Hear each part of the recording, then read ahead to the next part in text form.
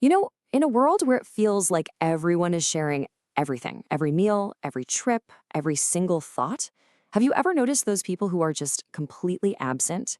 I mean, no new profile picture in years, zero life updates, nothing. They're kind of like digital ghosts. It's so curious, right? But psychology tells us this isn't random at all. So, what is really going on in their heads? Well, the answers are pretty fascinating. Turns out their online silence can reveal a whole lot about their confidence, their mindset, and even their emotional intelligence. And just to be clear, we're not talking about people who are trying to hide something. We're talking about people who are just living by a totally different set of internal rules. So let's dive in and break down the real psychology behind why some people choose to stay quiet online.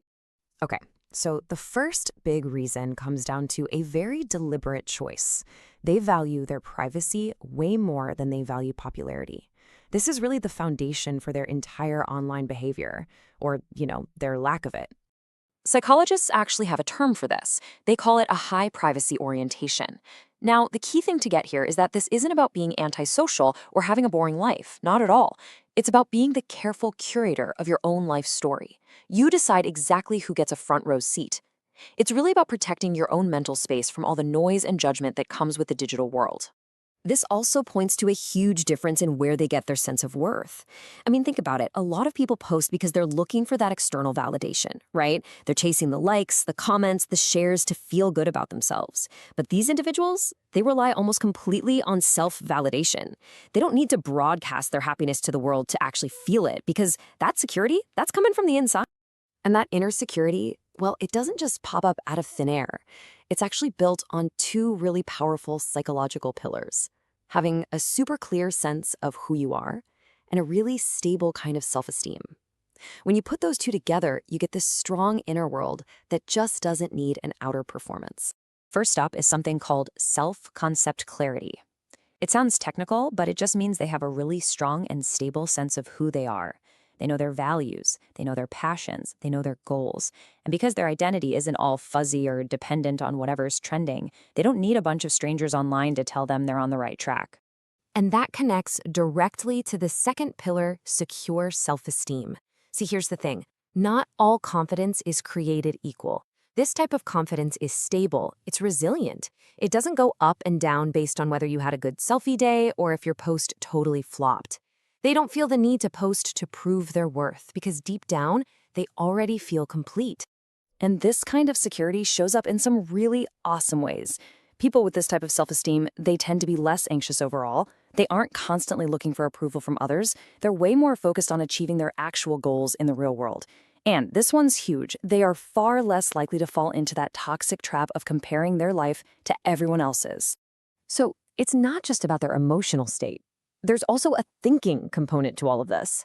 Their online silence is also a reflection of how they process the world. It's way less about performance and much more about introspection. This brings us to a really cool concept, the internal locus of evaluation. Simply put, it means they have an internal scorecard. They're judging themselves by their own personal standards, not by the constantly changing, impossible standards of social media. This is why they tend to prefer deep, authentic conversations over just, superficial likes and comments. And maybe most importantly of all, they get the game.